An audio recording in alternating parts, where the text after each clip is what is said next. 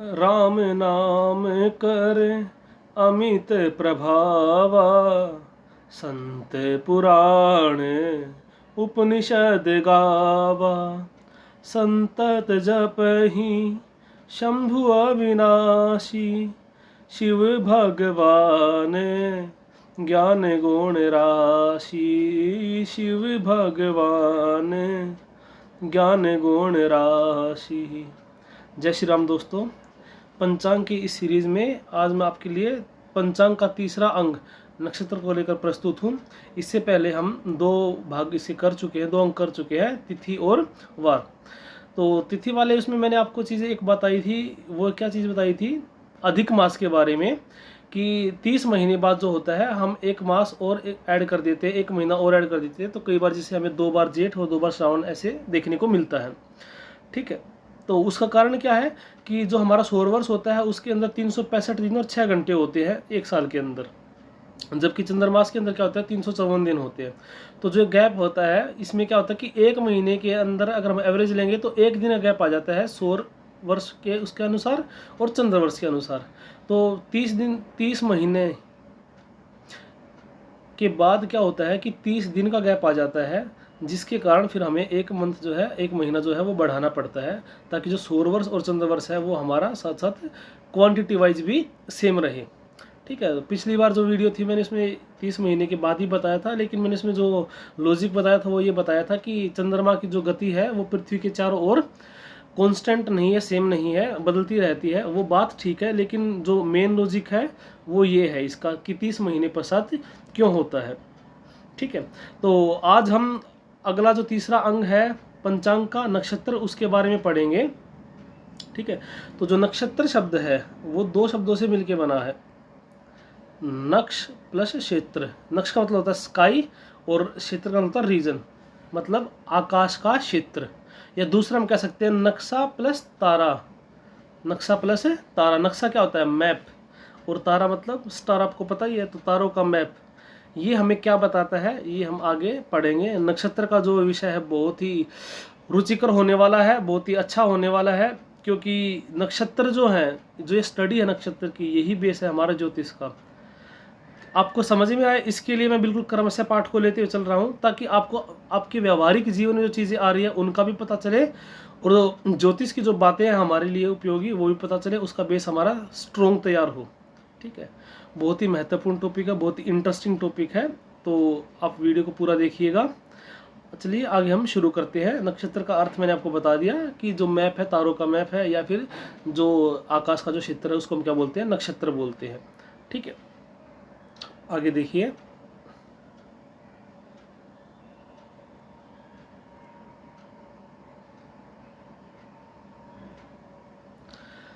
अब जो नक्षत्र है हमारे पास, ये क्या है, मैंने बोल दिया जो मतलब नक्श और तारा। ठीक है, तारों का नक्शा या फिर जो स्काई का रीजन, जो आकाश का क्षेत्र।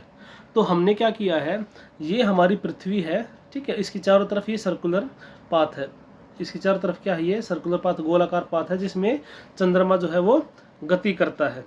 ठीक है, वैसे प्रॉपर सर्कुलर नहीं है, लेकिन हम लगभग लेके चलते हैं 360 डिग्री कवर करता है। तो चंद्रमा क्या करता है, 360 डिग्री कवर करने में लगभग 27 दिन, और या हम कह सकते हैं 27.3 दिन का समय लगता है। तो इसको अगर हम राउंड ऑफ करते हैं तो क्या होता है, हम 27 भी ले लेते हैं, हम 28 भी ले लेते हैं, वो नेक्स्ट स्लाइड में आपको मैं और अच्छे से दिखाऊंगा।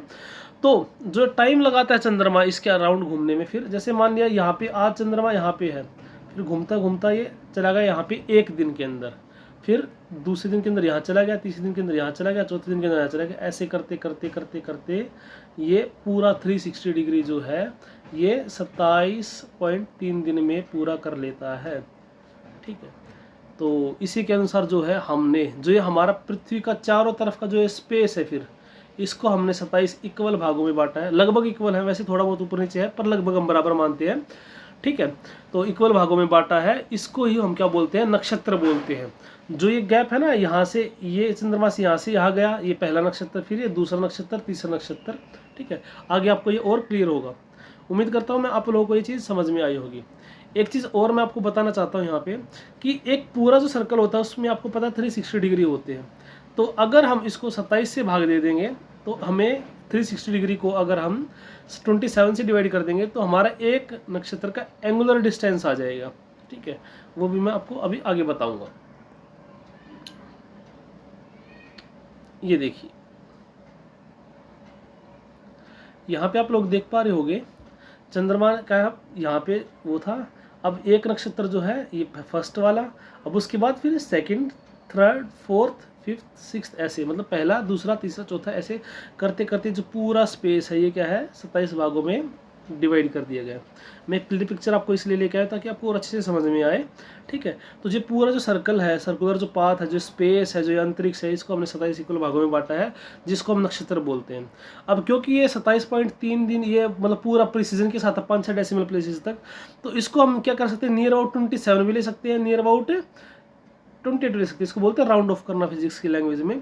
तो हम 27 नक्षत्र मानते हैं जनरली, जब हम प्रिडिक्शन करते हैं तो 27 नक्षत्रों के आधार पे करते हैं।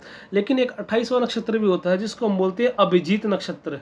वो क्या होता है, मुख्यतः ना 22वां नक्षत्र 21वें नक्षत्र के बाद आता है। जो ये नक्षत्र है ना यहाँ पे, इसके बाद आता है। इसके बारे में मैं आपको आगे भी बताऊंगा।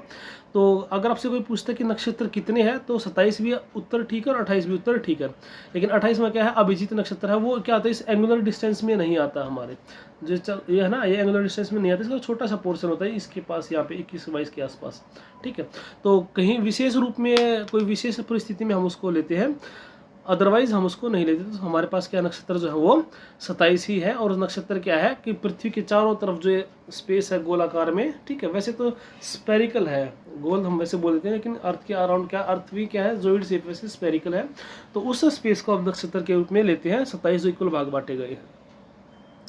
उसके बाद देखिए, ये वास्तविक जो रूप है नक्षत्र का, वास्तविक रूप नक्षत्र का ये ऐसा दिखता है। नक्षत्र क्या है कि कुछ स्टार्स का कॉम्बिनेशन, कुछ तारों का कॉम्बिनेशन है। ठीक है, और अलग अलग नक्षत्र में अलग अलग नंबर ऑफ स्टार होते हैं, और उन स्टार के मिलने से क्या शेप बनती हुई दिखाई देती है। ऐसा नहीं कि हम आसमान में देखेंगे और हमें हस्त मतलब हाथ बनता हुआ दिखेगा, या अश्विनी कुमार बनते हुए दिखेंगे, या मृगशिरा है तो मृग का सिर दिखेगा। हमने थोड़ी सी कल्पना भी की है उसमें। ठीक है, तो जो किस स्टार की, किस नक्षत्र की कैसी शेप है, उसके अंदर कितने स्टार्स हैं, ठीक है, उसके बारे में हम बाद में पढ़ेंगे जब हम एक एक नक्षत्र को इंडिविजुअली लेंगे, एक एक करके लेंगे। मैंने आपको पिछली वीडियो में बताया था कि एक नक्षत्र को पढ़ाने में लगभग 1 घंटा लग जाता है, उसकी विशेषताएं बताने में, उसकी चीज़ें बताने में। ठीक है, तो यहाँ पे थोड़ा सा आपको आइडिया मिल गया होगा कि जैसे हमारी क्या है,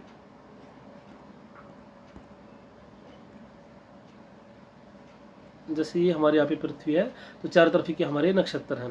तो नक्षत्र जैसे मान लिया मैं आपको अगर करके दिखाऊं, तो जैसे ये है, अब पुनर्वसु नक्षत्र है, ये ऐसा दिखता है। साइड में पुष्य नक्षत्र, ये ऐसा दिखता है। आश्लेषा ऐसा दिखता है। ठीक है, तो इसके बारे में हम धीरे धीरे डिटेल में पढ़ेंगे जब हम एक एक करके इंडिविजुअल पढ़ेंगे। ठीक है, उसके बाद देखिए ये, अब ये आगे हमारे पास 27 नक्षत्रों के नाम।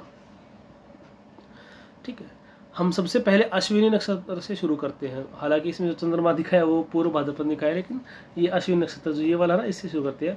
अश्विनी, भरणी, कृतिका, रोहिणी, मृगशिरा, आर्द्रा, पुनर्वसु, पुष्य, ऐसे करके हमारे क्या ये 27 नक्षत्र है। ठीक है, और ऐसा नहीं कि मैं इसको जल्दी जल्दी में फिनिश कर रहा हूँ, आगे मैंने पूरा चार्ट बनाया हुआ आप लोगों के लिए। सारे नक्षत्रों के नाम भी हैं, उनके स्वामी भी हैं, देवताओं के रूप में भी और ग्रह के स्वामी के रूप में भी। तो आपको हर एक चीज़ सीखने को मिलेगी, ऐसा नहीं कि कुछ छोड़ दिया जाएगा। ठीक है, बस ये आपको विजुअल जो कंसेप्ट है ना वो क्लियर करने के लिए कि एक्चुअली में क्या हो रहा है। तो जब चंद्रमा ऐसे गति करेगा इस नक्षत्र से इसमें, इसमें, इससे, इसमें, इसमें, इससे, इसमें, ठीक है, तो ये 27 जो है इस 27 नक्षत्र में गति करेगा। उसके बाद देखिए आप, ये सबसे इम्पोर्टेंट चीज़ है। वैसे मैं आपको एक चीज़ पहले ही बता चुका हूँ, पर अब मैं आपको ये चीज़ करके दिखाऊंगा। देखिए, एक पूरा जो कंप्लीट सर्कल होता है ना, उसके अंदर क्या होता है, हमारे पास 360 डिग्री होता है। ठीक है, तो अगर मैं इसको 27 से डिवाइड कर दूंगा, तो मेरे पास जो आंसर आएगा ना वो आ जाएगा 13 डिग्री और 20 मिनट। अब ये डिग्री क्या होता है, मिनट क्या होता है, मैं आपको पहले भी एक्सप्लेन कर चुका हूँ, आपने मैथ में पढ़ा होगा ना। ठीक है, कि एक कंप्लीट सर्कल में 360 डिग्री होता है। ठीक है, ऐसे 90 डिग्री होता है, या बीच में कर दो 45 डिग्री होता है। तो डिग्री तो आपको समझ में आ गया। मिनट क्या है कि अगर 1 डिग्री को मैं 1 डिग्री के मैं 60 इक्वल पार्ट्स करता हूँ, तो जो एक पार्ट है वो 1 मिनट को दिखाएगा। तो जब 360 से 360 को 27 से डिवाइड करूंगा तो क्या आ जाएगा मेरा, ये आ जाएगा 13 डिग्री 20 मिनट्स। ये क्या है, एक नक्षत्र का एंगुलर डिस्टेंस है कि एक नक्षत्र कितनी जगह घेरता है इसे स्पेस के अंदर। ऐसे जैसे अश्विनी है वो इतना घेरेगा, फिर भरणी, फिर कृत्तिका, ऐसे ये चलते जाएंगे। ठीक है, अब देखिए ये तो बात होगी एक नक्षत्र की। अब एक नक्षत्र को भी हमने 4 पार्ट्स में डिवाइड किया है, जिसको हम बोलते हैं चरण, जिसको हम क्या बोलते हैं, चरण बोलते हैं। देखो ये येलो कलर से हाईलाइटेड है, ये 1 2 3 4, ये 4 चरण है किसके, अश्विनी नक्षत्र के। ठीक है, तो अब इसके ही एंगुलर डिस्टेंस क्या होगा, तो अगर एक नक्षत्र 13 डिग्री 20 मिनट का है तो इसको मैं क्या करूँगा, 4 से डिवाइड कर दूंगा, और इसकी वैल्यू क्या आ जाएगी, मेरे पास आ जाएगी 3 डिग्री 20 मिनट, 3 डिग्री 20 मिनट। ठीक है, एक चरण जो है उसकी वैल्यू क्या आ जाएगी, 3 डिग्री 20 मिनट। तो जितने भी नक्षत्र 27 के 27 नक्षत्र सबके क्या होते हैं, 4 चरण होते हैं। ठीक है, तो टोटल कितने चरण होते हैं, अगर ये आप निकालना चाहो तो हम क्या करेंगे, 27 को और से मल्टीप्लाई कर देंगे, कितना आ जाएगा, 4 7 28, कैरी दो, 4 दूनी 8 10 108, क्या आ जाएंगे, 108 चरण हो जाएंगे। क्या हो जाएंगे, 108 चरण हो जाएंगे। और ये चीज़ बहुत महत्वपूर्ण है, ऐसा मत सोचिए कि मैथमेटिकल कैलकुलेशन है ये, इसका हमें क्या करना है, ज्योतिष इज ऑल अबाउट कैलकुलेशन। ज्योतिष में गणना ही काम आएगी प्रिडिक्शन करने में, बाकी सब चीज़ें तो क्या ठीक है आपकी जानकारी के लिए आपने पढ़ ली वो कर ली, main thing is the prediction. ठीक है, तो 108 चरण हो जाएंगे। अब ये इंपॉर्टेंट कैसे है इसको बताऊंगा मैं अभी एक कॉन्सेप्ट बताने के बाद। ठीक है, तो अश्विनी, भरणी, कृत्तिका, ये सारे क्या है नक्षत्र हो गए, सबके क्या है 4 चरण हैं। तो चारों चरण का एक एक तत्व भी है। ठीक है, वो आगे विस्तार पूर्वक हम जानेंगे कि कौन से तत्व का क्या महत्व है। ठीक है, अच्छा एक चीज़ मैं और बता देता हूँ, ये शब्द, ये लाइन आपको बार बार सुनने को मिलेगी, आगे पढ़ेंगे जैसे स्कूल में होता है ना, 5th क्लास में होते हैं, 7th में पढ़ोगे, 10th में पढ़ोगे, 10th में आएगा, फिर आगे पढ़ोगे, 12th में पढ़ोगे, ग्रेजुएशन में पढ़ोगे, तो वो चीज़ कहीं ना कहीं सही भी होती है क्योंकि वो उस लेवल की चीज़ नहीं होती। ठीक है, तो जो तत्व हैं चारों चरणों के क्या है, पहला तत्व अग्नि, फिर पृथ्वी, फिर वायु, फिर जल। ठीक है, बस इसको आप ध्यान रखना, बस आपने पढ़ लिया, याद रख पाओ अच्छी बात, नहीं रख पाओ कोई बात नहीं। अभी देखो इसमें क्या हो रहा है, मैंने आपको 2 चीज़ें बता दी। एक नक्षत्र का एंगुलर डिस्टेंस क्या होता है, 13 डिग्री 20 मिनट। एक चरण का क्या होता है, 3 डिग्री 20 मिनट। अब 108 चरण टोटल होते हैं अगर हम कंप्लीट सर्कल की बात करें। आपको अभी स्क्रीन पे एक चीज़ और दिख रही होगी, वो क्या दिख रही है, वो दिख रही है आपको, ये मीन, वृष, मिथुन, मीन, कुंभ, ये सब कुछ दिख रहा है आपको, ये क्या है। और मुझे ऐसा लगता है कि आपको नक्षत्रों का पता हो ना हो लेकिन इनका जरूर पता होगा। ये क्या हमारी राशियां हैं, लेकिन राशि बनती कैसे है। अब जो ये चारों तरफ का स्पेस है अर्थ का 360 डिग्री में, इसी को हमने क्या किया है, 12 इक्वल भागों में डिवाइड किया है, जिसको हम क्या बोलते हैं, राशि बोलते हैं। अब क्योंकि 12 इक्वल भागों में डिवाइड किया है तो 360 डिग्री को अगर मैं 12 से डिवाइड कर दूंगा तो क्या आ जाएगा, 30 डिग्री आ जाएगा। तो एक राशि का एंगुलर डिस्टेंस कितना है, 30 डिग्री है। और अगर हम सूक्ष्म रूप से देखें तो राशि क्या है, नक्षत्रों को मिलकर राशि बनाई गई है। 2.25 नक्षत्र की एक राशि होती है। अब 2.25 नक्षत्र कैसी हुई है, 9 चरण की एक राशि होती है और एक नक्षत्र में 4 चरण होते हैं, तो 2 नक्षत्र तो कंप्लीट आ जाएंगे, 4 और 4 8। अब अगला जो तीसरा चरण आएगा उसका क्या है, हमें 1/4 पार्ट ही लेना है, इसलिए मैंने क्या कहा है, 2.25 नक्षत्र की एक राशि होती है, 9 चरण की एक राशि होती है। अब 108 चरण है, 108 को जब मैं 9 से डिवाइड करूंगा तो क्या जाएगा, 12 आ जाएगा। तो इसीलिए 12 राशि होती है, 13 नहीं होती, 15 नहीं होती है, 11 नहीं होती, क्योंकि 108 चरण है और 9 चरण की एक राशि होती है। इसीलिए क्या हो गया कि जब मैं 108 को 9 से डिवाइड करूंगा तो ये 12 राशि आ जाएंगी। ठीक है, तो मुझे उम्मीद है कि आपको ये समझ में आ गया होगा कि राशि का और नक्षत्र का क्या कनेक्शन है।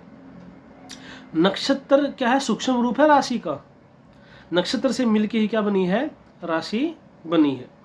ठीक है, तो आगे जाके हम राशि के बारे में, पूरा राशि के बारे में पढ़ना है विस्तार पूर्वक। मोस्ट ऑफ द फिर टाइम हम 99% की चीज़ में क्या करेंगे, हम राशि ही पढ़ा करेंगे। ठीक है। लेकिन नक्षत्र बहुत ज़्यादा जरूरी है एक्यूरेट प्रिडिक्शन में। जब हम गहराई से किसी चीज़ की प्रिडिक्शन करेंगे, जितना हम गहराई में जाते जाएंगे उतना ही हमारी प्रिडिक्शन के सही होने की संभावनाएं बढ़ती जाएगी। तो नक्षत्र का प्रयोग हम कहाँ करेंगे, जब डीप प्रिडिक्शन हमें करना होगा, ठीक है। अच्छा, एक चीज़ और बता दूं कि आपका जन्म नक्षत्र क्या है, आपका नाम किससे पड़ता है। सोचते ना कि मेरा नाम जैसे लोकेश है, तो ला से ही क्यों पड़ा मेरा नाम, या किसी का आ से पड़ता है, किसी का से पड़ता है, तो ये कैसे पता चलता है कि किसका नाम किससे पड़ा है, ठीक है। तो इसके लिए मैं आपको अगली स्लाइड दिखाता हूँ। यहाँ देखिए, अब इसको मैं अगर मैं थोड़ा सा जूम करता हूँ, ये रहा। अगर आप अब यहाँ पे देखोगे तो यहाँ पे ना देखो नीचे क्या है, कुछ अक्षर लिखे हुए हैं। अश्विनी नक्षत्र है, पहले चरण में अगर जन्म हुआ होगा तो ये तो अक्षर है, फिर चे है, तो है, ऐसे है। मेरा जो जन्म हुआ है वो भरणी नक्षत्र के द्वितीय चरण में हुआ, भरणी नक्षत्र के दूसरे चरण में हुआ है। तो इसके लिए अक्षर क्या निकला, लो निकला, इसलिए मेरा नाम लो से निकला, मेरा नाम लोकेश है, ठीक है। तो आपका जो नाम निकला है पंचांग के अनुसार, जन्म कुंडली के अनुसार, वो ऐसे देखा जाता है कि जिस समय पे आपका जन्म हुआ उस समय पे जो चंद्रमा थे वो कौन से नक्षत्र में थे और कौन से चरण में थे। जिस नक्षत्र के अंदर आपके चंद्रमा होंगे वो आपका जन्म नक्षत्र होगा, जिस चरण के अंदर आपके जन्म समय में चंद्रमा होंगे वही अक्षर उस जो चरण से संबंधित होगा उससे आपका नाम निकलेगा। उस नक्षत्र का स्वामी जो होगा आपका, वो फिर नक्षत्र स्वामी हो जाएगा। नक्षत्र स्वामी हम आगे पढ़ेंगे। और आपकी राशि क्या होगी, अब वो नक्षत्र जिस राशि में पड़ता है वो आपकी राशि हो जाएगी। वैसे जब हम राशि के बारे में पढ़ेंगे ना, जैसे अभी तो मैं नक्षत्र से समझा रहा हूँ, ठीक है। जब आपका बर्थ चार्ट, जब कुंडली बनेगी, ठीक है, कुछ कुछ ऐसी होती है कुंडली, आप लोगों ने देखा भी होगा कई बार, ठीक है, ऐसे बनाते हैं। इसमें 12 राशियों की प्लेसमेंट होती है। तो जब ये चार्ट आ जाएगा आपके सामने, तो जिस राशि में चंद्रमा हो जाएगा वही क्या हो जाएगी, आपकी जन्म राशि हो जाएगी। आपको हर बार नक्षत्र याद करने की जरूरत नहीं कि किस राशि के अंदर कौन सा नक्षत्र है, फिर हम राशि याद करेंगे, सीधा वहाँ से चीज़ें कर सकते हैं, ठीक है।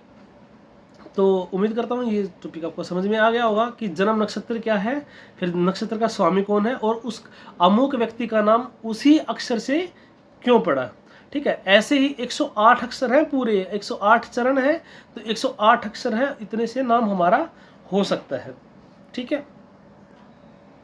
अब देखिए आगे, ऐसे ही पूरा चक्र है, ठीक है। अगर मैं आपको दिखाऊं तो और जो नीचे अगर आप चले जाओगे, ठीक है, ये हस्ता नक्षत्र है, इसमें ता ये जो भी है ये आ रहा है, तो इसके अनुसार हम नाम देते हैं। आगे देखिए,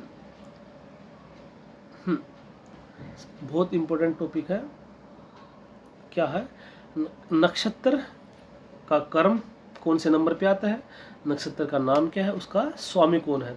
अब ये स्वामी देवताओं के रूप में है, आगे वाले स्लाइड में मैं आपको बताऊंगा ग्रहों के रूप में इसके स्वामी कौन है। तो सबसे पहला जो नक्षत्र है, अब मैं आपको हर एक नक्षत्र का नाम बताऊंगा और उसका स्वामी बताऊंगा।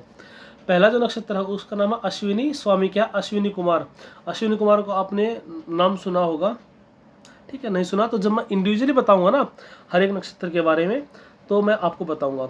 बाकी एक चीज़ और बता देता हूं मैं आपको, जितने भी 27 नक्षत्र हैं ये दक्ष प्रजापति के संतानें हैं, पुत्रियां हैं, कन्याएं हैं, और उन्होंने इनकी शादी किससे की थी, चंद्रमा से की थी।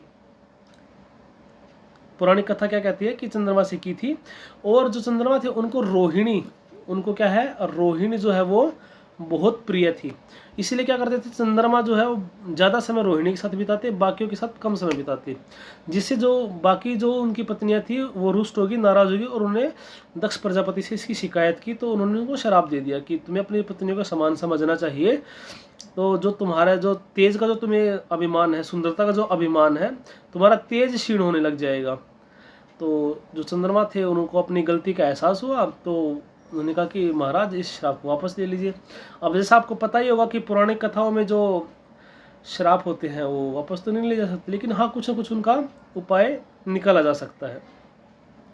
तो क्या हुआ, अब चंद्रमा को एक दिक्कत आ गई। वो दिक्कत क्या आ गई कि उनका जो तेज है वो क्षीण होने लग गया। जो उनका तेज है वो क्या होने लग गया, क्षीण होने लग गया, कम होने लग गया। तो वो शिव जी के पास गए, तो शिव जी ने क्या किया, उनको अपने मस्तक पे धारण किया, उन पे दया की, उनको अपने मस्तक पे धारण किया, जिसके कारण क्या हुआ कि उनका तेज क्षीण तो हुआ, लेकिन क्या कहा कि कांस्टेंट नहीं रहेगा, घटता बढ़ता रहेगा। आपका जो तेज है वो घटता बढ़ता रहेगा। और इसी चीज़ के कारण चंद्रमा के हम 16 फेजेस देखते हैं, 16 फेजेस ऑफ मून। ये मैं आपको तिथि वाले कॉन्सेप्ट में बता चुका हूँ, प्रथमा से चतुर्दशी तक। ठीक है, चांद क्या करता है, कृष्ण पक्ष में घटेगा और शुक्ल पक्ष में बढ़ेगा। ठीक है, तो 14 फेजेस तो वो हो गए। और एक अमावस्या का नो मून, बिल्कुल भी लाइट नहीं है। एक पूर्णिमा का फुल मून, मून जो है फुल पावर के अंदर है। तो इसको चंद्रमा की 16 कलाएं भी बोला गया है। ठीक है, तो जो राम जी थे सूर्यवंशी थे, जो कृष्ण जी थे वो चंद्रवंशी थे। तो जो चंद्रमा है उनके अंश से, परमात्मा अंश लेके श्री कृष्ण जी ने अवतार लिया था, इसलिए उनके अंदर क्या 16 कलाएं हैं। जैसे आपने देखा होगा, रघुकुल रीति सदा चली आई, प्राण जाए पर वचन न जाए। सूर्यवंशी थे भगवान राम, मर्यादा पुरुषोत्तम थे, मर्यादा में रहते थे। लेकिन श्री कृष्ण जी जो थे, हालांकि ये समय की डिमांड थी, जिसे बोलते हैं ना कि देश काल और परिस्थिति के अनुसार क्या करना चाहिए, हमें एक्ट करना चाहिए। तो वो समय की डिमांड थी, तो इसमें ऐसा नहीं कि वो चीज़ सही है वो चीज़ गलत है, वो समय की और देश काल परिस्थिति के अनुसार। तो उसमें क्या था, भगवान राम क्या थे, मर्यादा पुरुषोत्तम थे। लेकिन भगवान कृष्ण जो थे उन्होंने इतनी ज़्यादा मर्यादा का ध्यान नहीं रखा। जहाँ पे ज़रूरत पड़ी, जिस प्रकार से भी धर्म की रक्षा हुई, उन्होंने उस प्रकार से धर्म की रक्षा की। जैसे अश्वत्थामा मारा गया, युधिष्ठिर के द्वारा कहलवा दिया है, द्रोणाचार्य के कानों में बात पहुंचा दी कि अश्वत्थामा मारा गया पर नर नहीं कुंजर। अब उन्होंने झूठ नहीं बोला, क्या बोला, अश्वत्थामा मारा गया पर नर नहीं कुंजर। लेकिन जब उन्होंने बोला ना कि पर नर नहीं कुंजर, बोलने से पहले उन्होंने क्या कर दिया, शंखनाद कर दिया अर्जुन ने और भगवान कृष्ण ने। तो द्रोणाचार्य को सिर्फ कितना सुना, अश्वत्थामा मारा गया पर नर। ठीक है, तो ये क्या है, अगर देखा जाए तो सीधे तौर पे भगवान कृष्ण का तो क्या सारा काम टेढ़ा है, तिरछा, तिरछी नज़र है। ठीक है, तिरछे खड़े होते हैं, तिरछे मुरली को होल्ड करते हैं। ठीक है, सब कुछ बाका है, बोलते इसलिए बोलते हैं बाके बिहारी लाल की जय। ठीक है, तो राम जी सीधा साधा मर्यादा पुरुषोत्तम थे, कृष्ण जी के पास एक कला थी। दूसरा, अगर आपने देखा हो, बचपन में भी बोलते थे कि मैया मोरी मैं नहीं माखन खायो। अब इसका एक अर्थ क्या निकलता कि मैंने ही माखन खाया है। ठीक है, और एक मैं नहीं, मैंने नहीं खाया है। अब वो सामने वाले के ऊपर है कि आप भाई क्या अर्थ लगाओगे, भगवान कृष्ण ने तो अपनी तरफ से बोल दिया। ठीक है, तो ये क्या कि एक स्ट्रेट लाइन नहीं, थोड़ा सा तिरछापन है, ये कला है। दूसरा, जैसे माखन चोरी वगैरह, भगवान राम ने ऐसा कुछ नहीं किया, भगवान कृष्ण ने ऐसा किया। और भी कई जगह, जैसे भीष्म पितामह ने प्रतिज्ञा ले ली। पहले तो भगवान कृष्ण ने प्रतिज्ञा ली कि एक तरफ मैं हूँ अर्जुन, एक तरफ मेरी नारायणी सेना है, दूसरी तरफ मैं शस्त्र भी नहीं उठाऊंगा, ये मेरी प्रतिज्ञा है। तो पिता भीष्म ने क्या कहा, और ये मेरी प्रतिज्ञा कि मैं आपसे शस्त्र उठवा लूंगा। तो उन्होंने वहाँ पे अपनी प्रतिज्ञा तोड़ दी। वैसा नहीं कि प्राण जाए पर वचन न जाए। ठीक है, वैसे भगवान का एक प्रण ये भी है, अपना प्रण विसार भक्त का प्रण निभाओ। तो ऐसा नहीं कि उनको तोड़ना था प्रतिज्ञा, इसलिए क्योंकि भीष्म जो भगवान के परम भक्त हैं, इसीलिए उन्होंने अपने भक्त की प्रतिज्ञा पूरी करने के लिए तोड़ दी। लेकिन जैसे रघुवंशियों में तो क्या था कि प्राण वचन के कारण ही तो भगवान राम अयोध्या से वनवास के लिए गए। ठीक है, तो ये 16 कलाएं, जो 2 कलाएं एक्स्ट्रा थी भगवान कृष्ण के अंदर, वो चंद्रमा से परमात्मा तत्व लेने के कारण आई थी। ठीक है, तो मुझे उम्मीद है आपको ये स्टोरी भी पसंद आई होगी, और मैंने काफ़ी कुछ आपको चंद्रमा से संबंधित बता भी दिया है। ठीक है, वैसे चंद्रमा का बहुत ज़्यादा महत्व है एस्ट्रोलॉजी में, चंद्रमा किसी रूप से कम नहीं है, ज़्यादा ही ज़्यादा है। राम जी के आगे भी हम क्या लगाते हैं, रामचंद्र, श्री रामचंद्र कृपालु भजवन, है ना। और कृष्ण जी के लिए भी कई बार हम कृष्ण चंद्र लगाते हैं, वंदहु कृष्ण चंद्र अविनाशी, भव भय भंजन आनंद सुख राशि। ठीक है, लेकिन सूर्य तो नहीं लगाते कि राम रवि या रवि राम ऐसे कुछ करके, या कृष्ण जी के आगे। ठीक है, क्योंकि चंद्रमा जी को भगवान राम ने भी वरदान दिया था, सूर्य देव जो थे वो जा ही नहीं रहे थे आगे, 1 महीने का दिन हो गया था, ऐसा कहा जाता है पुराणों में। तो चंद्रमा जी ने कहा कि भगवान मेरे से ऐसा क्या अपराध हो गया, मुझे दर्शन ही प्राप्त नहीं हो रहा, सूर्य जी आगे से हट नहीं रहे, सूर्यदेव जो है। तो भगवान ने कहा कि अगली बार आऊँगा तो तेरे टाइम पे आऊँगा, बिल्कुल एग्जैक्ट। तो भगवान राम जब आए, तब कब आए, दोपहर को 12 बजे, 9वीं तिथि मधुमास पुनीता, शुक्ल पक्ष अभिजीत हरिपरी का। 9 जो तिथि है उसमें भगवान राम आए, 9वीं तिथि मधुमास मतलब चैत्र का महीना था, पुनीता शुक्ल पक्ष में आए, अभिजीत मुहूर्त का नाम है, ये नक्षत्र नहीं है, ये मुहूर्त है। मुहूर्त पढ़ाऊंगा जब आपको बताऊंगा कि अभिजीत मुहूर्त होता है 12 बजे के आसपास, ठीक है। अभिजीत हरिप्रीता, तो दोपहर को 12 बजे आए। अच्छा देखो, अब मैंने आपको ये बात बताई, अगर आपने तिथि वाला कॉन्सेप्ट पढ़ा होगा तो आपको बिल्कुल समझ में आ जाएगी कहाँ पे क्या बात हो रही है। तो रामनवमी कब मनाई जाती है, क्यों मनाई जाती है? रामनवमी चैत्र का महीना, ठीक है, तिथि नवमी, लेकिन कौन से पक्ष की? शुक्ल पक्ष की। और कब आए, किस समय पे आए? 12 बजे, है ना। आज जब हम बर्थडे मनाते हैं तो क्या है भाई, सिर्फ ये देख लेते हैं कि इस डेट को जन्म हुआ था। उस में हम टाइम का इतना ज़्यादा इंपॉर्टेंस रखते हैं। यूजुअली सब लोग रात को ही मनाते हैं। बच्चे होंगे टॉफी वॉफी लेके चले जाएंगे स्कूल में, ठीक है, लेकिन 12 बजे मुहूर्त ही बताया है, अभिजीत हरिप्रीता, ठीक है। तो फिर अगली बार भगवान कृष्ण कब आए? रात को 12 बजे, चंद्रमा के टाइम पे। तो उस टाइम पे भगवान राम ने चंद्रमा को भी वरदान दिया कि ठीक है, मैं आया हूँ सूर्य के वंश से, सूर्य के वंश में, लेकिन मेरे नाम के आगे तुम्हारा नाम लिया जाएगा। इसलिए आपने बताया मैंने आपको, श्री रामचंद्र कृपालु भजन रामचंद्र, ठीक है। तो जो 27 नक्षत्र है, ये 27 चंद्रमा की पत्नियां हैं, इसलिए जो चंद्रमा का गोचर जो है वो सबसे इंपॉर्टेंट होता है। गोचर मतलब जो उसका भ्रमण है, और सबसे फ्रीक्वेंट, सबसे तेज जो भ्रमण है वो भी चंद्रमा का है, ठीक है। तो अभी मैं आपको इनके नक्षत्रों के नाम बता देता हूँ और इनके स्वामी बता देता हूँ। तो अश्विनी का अश्विनी कुमार, भरणी का यमा यमराज, कृतिका अग्नि, रोहिणी ब्रह्मा, मृगशिरा चंद्रमा, आर्द्रा रुद्र, पुनर्वसु अदिति, पुष्य गुरु, आश्लेषा सर्प, मघा पितृगण जो हमारे पितृ होते हैं, पूर्व फाल्गुनी भग, उत्तर फाल्गुनी अर्यमा हस्त सूर्य, चित्रा त्वष्टा स्वाति वायु, विशाखा इंद्राग्नि, अनुराधा मित्र, ज्येष्ठ इंद्र, मूल का राक्षस, पुरुषाढ़ा जल, उत्तराषाढ़ा विश्वदेव। विश्वदेव मैंने बताया था ना, भगवान विष्णु का नाम है। ओम स्वस्ति न इंद्रो वर्ध सर्वाः, स्वस्ति न पूषा विश्ववेदाः, ठीक है, स्वस्ति वाचन में बोलते हैं। श्रवण का भगवान विष्णु, धनिष्ठा वसु, शतविषा वरुण, पूर्व भाद्रपद अजपाद, उत्तर भाद्रपद अहिर्बुंद, रेवती पूषा, ठीक है। ये क्या बताया है मैंने, 27 नक्षत्र है हमारे ये, और इनके देवता हैं। लेकिन मुख्य तो जो हमारे काम आती है, हालांकि ये प्रेडिक्शन बहुत काम आएंगे कि ये देवता, तो हम कई बार रेमेडी देते हैं, तो कैसे अगर इस नक्षत्र से ये परेशानी है तो इस देवता की पूजा करनी चाहिए, इस दिन करनी चाहिए, इस नक्षत्र में जो भी है, ठीक है। तो आप इसको एक बार पढ़ लेंगे, पढ़ेंगे 2-3 बार, 3-4 बार पढ़ेंगे तो आपको नक्षत्रों के नाम याद हो जाएंगे। याद नहीं होगा, फैमिलियर हो जाएंगे, हाँ कि नक्षत्र का नाम सुना है मैंने। जैसे जब मैं कभी यूज करूँगा कि स्वाति नक्षत्र में ऐसा होगा, ठीक है, स्वाति नक्षत्र में बहुत महत्व है। जो चातक पक्षी होता है वो स्वाति नक्षत्र में ही जब बारिश आती है तो उसकी बूंद को ग्रहण करता है, ठीक है। तो आप जब नाम पढ़ लेंगे तो आपको ये होगा कि हम बिल्कुल अननोन नहीं है, ठीक है। आगे देखिए, ये बहुत इंपॉर्टेंट है, ये चीज बहुत इंपॉर्टेंट है। इसमें भी सारे क्या है, मैंने नक्षत्रों के नाम लिखे हैं, उनके स्वामी लिखे हैं और उनकी अवधि लिखी है।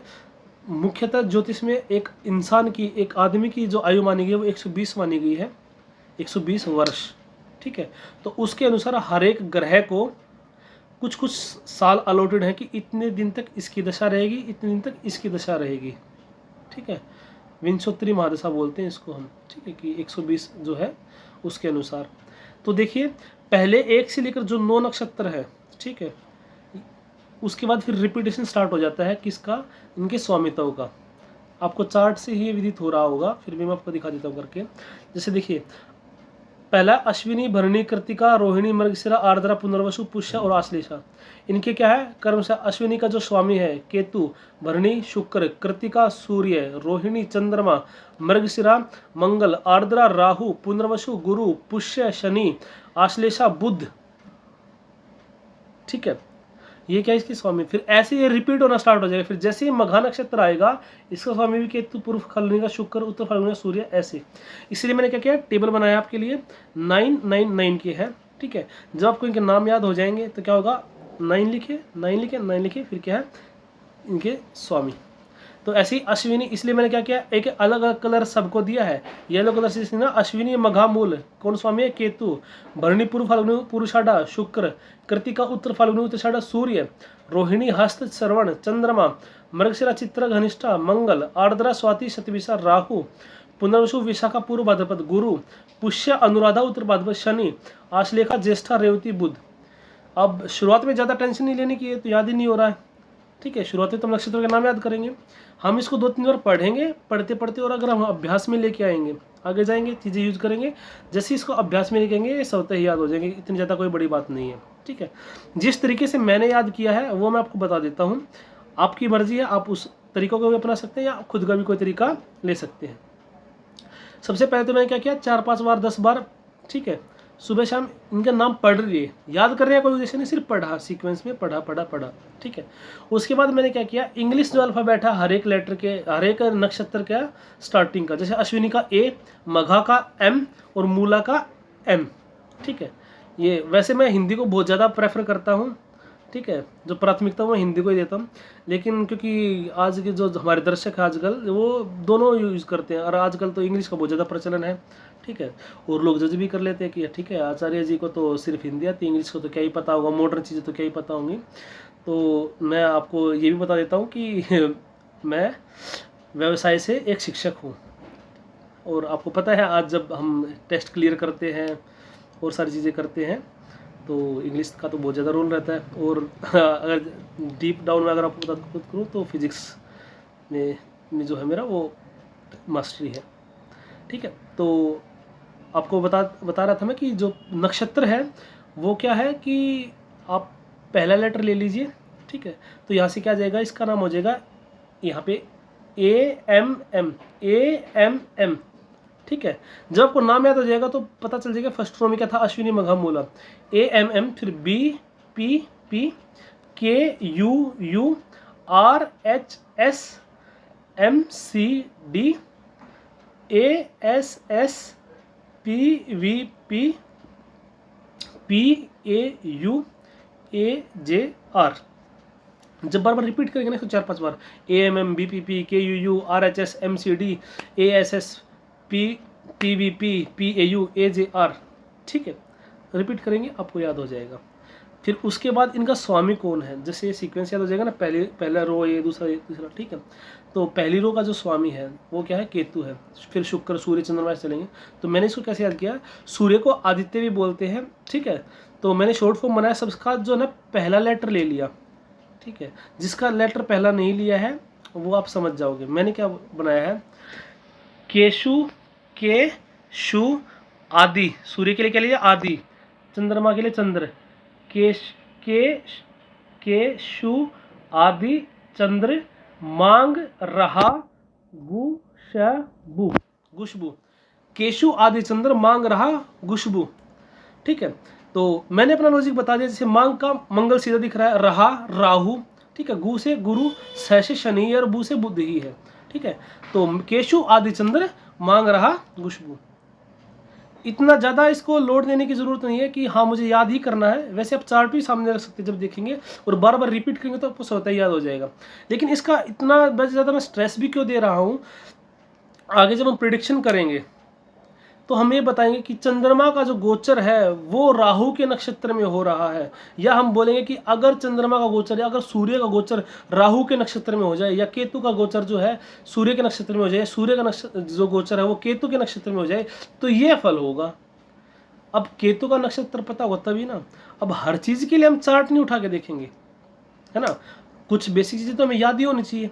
तब ऐसा थोड़ी होता कि हम हर चीज़ के लिए फिर फर्स्ट सेकंड क्लास की किताब उठा देखेंगे कि अरे हाँ ये तो लिखा ही हुआ, मुझे पता कहाँ लिखा, देख लूँगा इसके लिए, ठीक है। फिर आती है इसकी विंशोत्तरी दशा, तो मैंने साथ में लिखा हुआ है कि केतु की 7 साल की, शुक्र की 20 साल की, सूर्य की 6 साल की, चंद्रमा की 10 साल की, मंगल की 7 साल की, राहु की 18 साल की, गुरु की 16 साल की, शनि की 19 साल की और बुध की 17 साल की महादशा है, ठीक है। इसको मैंने कैसे याद किया, इसको मैंने याद किया, इंग्लिश अल्फ़ाबेट नाम रख दिया, ठीक है। 26 तक तो अवेलेबल है हमारे पास। तो 7 जो वो क्या आता है, जी 7 नंबर पे आता है, T20 है ना, 20 जो नंबर होता है वो टी जो होता है वो अल्फ़ाबेट में 20 नंबर पे आता है। तो मैंने इस पर क्या लिख दिया, GTFJ, गट फज, GTFJ, GRPSQ, गट फज ग्रुप्स क्यू। देखो अगर 2-3 बार बोलोगे तो याद हो जाएगा, गट फज ग्रुप्स क्यू, ठीक है। तो ये चीज़ क्या है कि अगर आपके माइंड में रहेगा तो आप कहीं भी निकाल भी सकते हो कि कौन सा नक्षत्र है ठीक है। अब जैसे मैंने बताया कि मंगल के नक्षत्र कौन कौन से होंगे, तो मंगल के नक्षत्र कौन कौन से होंगे तो हमें पता है, देखो यहाँ से याद करेंगे, के, शु, आदि, चंद्र, मांग, मतलब 5वें नंबर पे आया। अब 5वें नंबर का नक्षत्र जो होगा वो मंगल का नक्षत्र होगा, उससे फिर हम 9 ऐड कर देंगे 14, फिर 9 ऐड कर देंगे 23। ये तीनों नक्षत्र क्या है, मंगल के हैं। तो इस चार्ट से हमें क्या पता चल गया, सारे नक्षत्रों के नाम पता चल गए, उनका स्वामी कौन कौन होगा, या फिर कौन से नक्षत्र, कौन से ग्रह के कौन कौन से नक्षत्र हैं, और उनकी विंशोत्तरी महादशा में कितना उसका भाग है। ठीक है। अब देखिए, आपने एक चीज सुनी होगी, मूल नक्षत्र। अरे इस बच्चे का जन्म तो मूल नक्षत्र में हुआ है, हमें तो शांति करवानी पड़ेगी, ये होगा वो होगा। तो किस में क्या होगा वो मैं आपको अभी आगे बताता हूं। ये देखिए, ये हमारे पास मूल नक्षत्र, 6 नक्षत्र जो है हमारे पास वो क्या है, मूल नक्षत्र है। कौन कौन सा नक्षत्र है मूल नक्षत्र में है, ये है अश्विनी, पहले नंबर का है अश्विनी। आश्लेषा 9 नंबर का है, एक मिनट, आश्लेषा 9 नंबर का है। मघा 10 का है, ज्येष्ठा 18 का है, ठीक है। मूला ये कितने का है, 19 का है, और रेवती ये 27 का, ठीक है। तो अश्विनी, मघा और मूला, इनके पहला और दूसरा चरण ये मूल नक्षत्र में आएगा। अगर बच्चे का जन्म इन तीनों नक्षत्रों में हुआ ना, अश्विनी, मघा और मूला में, और कौन से चरण में, पहले और दूसरे चरण में, तो वो मूल नक्षत्र माना जाएगा, ठीक है। और अगर आश्लेषा, ज्येष्ठा और रेवती, इसका तीसरा और चौथा चरण, इसका तीसरा और चौथा चरण, इसमें अगर बच्चे का जन्म हुआ तो मूल में माना जाएगा।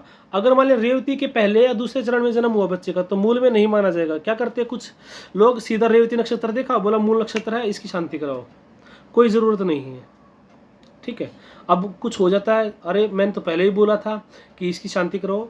भाई सुख दुख सबके जीवन का अंग है, जो व्यक्ति इस धरती पे आया है सुख दुख को साथ लेके आया है। अगर आप भगवान कृष्ण का, भगवान राम का चार्ट देखोगे तो उनमें भी सुख दुख है, ठीक है। कितने ग्रह उच्च के हैं, नीच के हैं, जो भी है, मोस्टली ग्रह भगवान की कुंडली में उच्च के हैं, 4-5 ग्रह। लेकिन आप देखो तो जीवन कितना संघर्षपूर्ण रहा है, देखा जाएगा तो। भगवान कृष्ण एक जगह रुकने का मौका ही नहीं मिला, जेल में तो जन्म हुआ है, जेल में तो प्रकट हुए हैं, ठीक है। तो ये चीज़ है। तो ऐसा नहीं है कि अब उस टाइम पे आपने शांति नहीं करवाई इसलिए दुख आ रहा है, वो कारण अलग हो सकता है, ये नहीं कि मूल में पैदा हुआ था शांति करो इसके लिए, ठीक है। तो भ्रम में ना पड़े। आगे देखिए, ऐसा कैसे हो सकता है कि जिस 2 चरण में ये कनेक्टेड है, रेवती और ये अश्विनी कनेक्टेड है, क्योंकि 27वां नक्षत्र है, ये फर्स्ट नक्षत्र है, ये 27वां नक्षत्र है, ठीक है। ये फर्स्ट नक्षत्र है, ये 27वां नक्षत्र है, ठीक है। ये फर्स्ट, तो इसके क्या होंगे चरण जब चालू होंगे, अश्विनी के क्या होंगे, 1 2 3 4 ऐसे चालू होंगे, ठीक है। क्योंकि ये पूरा घूम के आया है, तो रेवती क्या होगा, 1 2 3 4, क्योंकि चक्कर ऐसे चल रहा है ना, 1 2 3 4 1 2 3 4 ऐसे घूमते घूमते आएंगे। तो इसका जो पहला और दूसरा नक्षत्र होगा ये साथ में, ये पहला दूसरा नक्षत्र चरण ये होगा अश्विनी का, और इसका तीसरा चौथा, तो 4 चरण हो जाएंगे, ठीक है। एक नक्षत्र कंप्लीट हो जाएगा मूल का। ऐसे ही आश्लेषा और मघा जो है ये भी साथ साथ है, तो इसके भी ऐसे हो जाएंगे, और जो ज्येष्ठ और मूल है उसके भी साथ साथ है, तो 4 चरण इसके ये हो जाएंगे, ठीक है। उम्मीद करता हूँ आपको ये समझ में आ गया होगा मूल नक्षत्र के बारे में। अब देखो, अगर मूल नक्षत्र में जन्म हो जाए तो क्या होगा, ये अलग अलग होता है कि अश्विनी के अगर पहले और दूसरे चरण में जन्म हुआ तो किसको कष्ट होगा, माता को कष्ट होगा, पिता को कष्ट होगा, या भाई बहनों को कष्ट होगा, या धन की हानि होगी, क्या होगा, ठीक है। वो मैं कभी जब डिटेल में बताऊंगा तो बताऊंगा कि मूल नक्षत्र में किसको क्या दिक्कत होती है, फिर उसकी शांति कैसे करवाती है, थोड़ा सा आइडिया दे देता हूँ मैं। जैसे अगर कोई बच्चा मूल नक्षत्र में पैदा हुआ है ना, तो जिस नक्षत्र में पैदा हुआ है उसी नक्षत्र के अंदर वो हो सकता है लगभग 27 दिन के बाद आए, हो सकता है 26वें दिन की शाम को आ जाए, या 28वें दिन आ जाए, उसी के आसपास रहेगा, उसी में उसकी शांति करवानी होती है, ठीक है। उसके बाद क्या होता है, 27 जगह से जल लाया जाता है, 27 गांव से मिट्टी लाई जाती है, 27 प्रकार की वनस्पति लाई जाती है, 27 ब्राह्मणों को भोजन करवाया जाता है, 27 का रोल रहता है इसमें, ठीक है। तो मूल शांति होती है, और ये मतलब जितना जल्दी हम करवाएंगे, मैंने बताया ना 27 दिन के बाद ही हो गया वैसे लगभग, ठीक है। 26 डे भी हो सकता है, 28 भी हो सकता है, लेकिन उसमें इसकी शांति हो जानी चाहिए ताकि जो जातक है वो उसको आगे इससे संबंधित परेशानी ना आए। मैं फिर से दोहरा देता हूँ कि अगर और चरणों में नहीं है, जैसे रेवती का मैंने बताया ना, रेवती का कौन सा चरण है, तीसरा चौथा, पहले दूसरे चरण है, कोई ज़्यादा आवश्यकता नहीं है शांति करवाने की। कई लोग क्या करते हैं कि ठीक है चल यार मूल नक्षत्र में पैदा हुआ है, रेवती को माना जाता है तो करवा लेते हैं, ऐसी कुछ बुराई भी नहीं है, लेकिन ऐसा भी नहीं कि आप बेवजह धन खर्चा करो ही, उसमें कोई ज़्यादा आवश्यकता नहीं। उसके बाद अब मैं आपको बताता हूँ कि पंचक नक्षत्र क्या होते हैं। पंचक के बारे में आपने सुना होगा, मैं एक बार बता देता हूँ आपको पहले।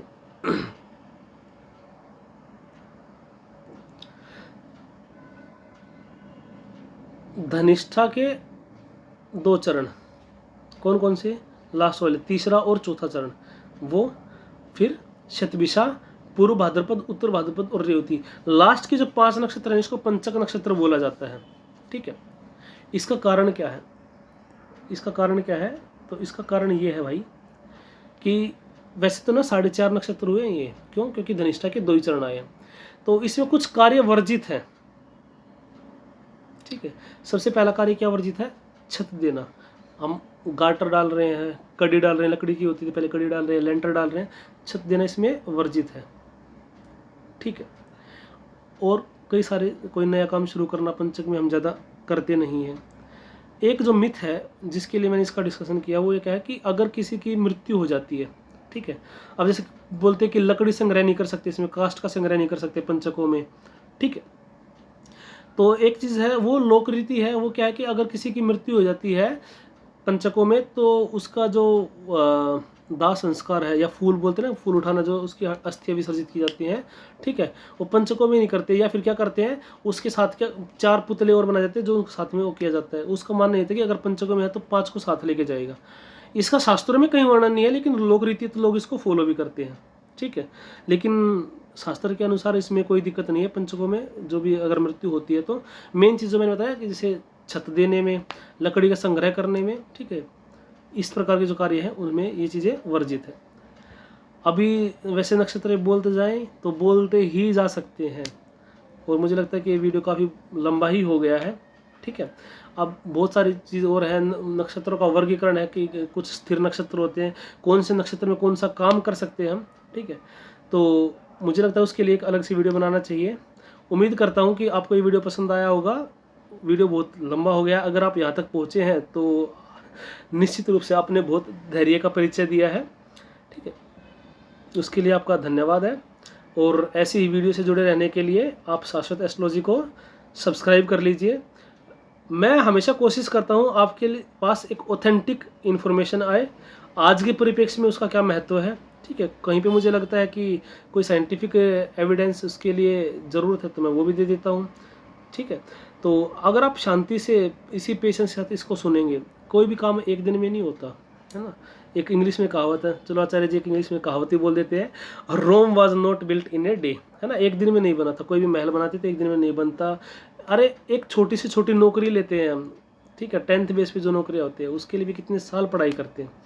तो थोड़ा सा पेशेंस, और कितने सब्जेक्ट पढ़ते हैं, कितने डिफरेंट डायमेंशन से पढ़ते हैं, तो थोड़ा सा पेशेंस रखना है। लेकिन निश्चित रूप से आपके ज्ञान में बहुत वृद्धि होगी। और अगर आपका ज्योतिष सीखने की, ज्योतिषाचार्य बनने की, ज्योतिषी बनने की इच्छा है तो आप सीक्वेंस से मेरे साथ चलते रहिए। निश्चित रूप से जब मैं अपने जो वीडियोज़ में आपको ये बोल दूंगा ना कि हाँ अब आप प्रिडिक्शन कर सकते हैं, तो अगर सीक्वेंस से आपने देखा होगा निश्चित रूप से प्रिडिक्शन कर पाएंगे। लेकिन उसके लिए क्या करना पड़ेगा, आपको कर्म से वीडियो को देखना पड़ेगा। और ऐसा भी नहीं कि आज वीडियो देख लिया फिर भूल गए, रिवीजन हर एक चीज़ मांगती है भाई। कौन है इस दुनिया में ऐसा जिसने एक बार पढ़ लिया छप गया, यहाँ पे एक्सेप्शंस आर ऑलवेज देयर। ठीक है भाई, करोड़ों अरबों में कोई लोग होंगे तो मैं कहता नहीं हूँ। ठीक है, तो रिवीजन हर एक चीज़ का जरूरी है, तो थोड़ा थोड़ा आप रिवीजन करते रहिए। ठीक है, 1-2 वीडियो को हफ्ते 10 दिन में दोबारा देखते रहिए, कभी मन के फिर देख लिया। तो जब आप रिवाइज करते रहेंगे तो आपके कॉन्सेप्ट रहेंगे। फिर क्या होगा, जब आपको ये आ जाएंगे तो जब हम बाद में बातें कहूँगा आप 1 सेकंड में इसको क्लिक कर जाएगा, जो मिसिंग लिंक है वो कनेक्ट हो जाएंगे। ठीक है, तो एक बार फिर से आप सब लोगों का धन्यवाद। इस ज्योतिष ज्ञान की जो ये गंगा बह रही है, ठीक है, इसका हम सब आनंद उठाएंगे और ज्ञान रूपी अमृत को हम अवश्य प्राप्त करेंगे। तो ऐसी और वीडियोस देखने के लिए मेरे साथ जुड़े रहिए। ठीक है, मिलते हैं अगली वीडियो में, तब तक आप सबको जय श्री राम।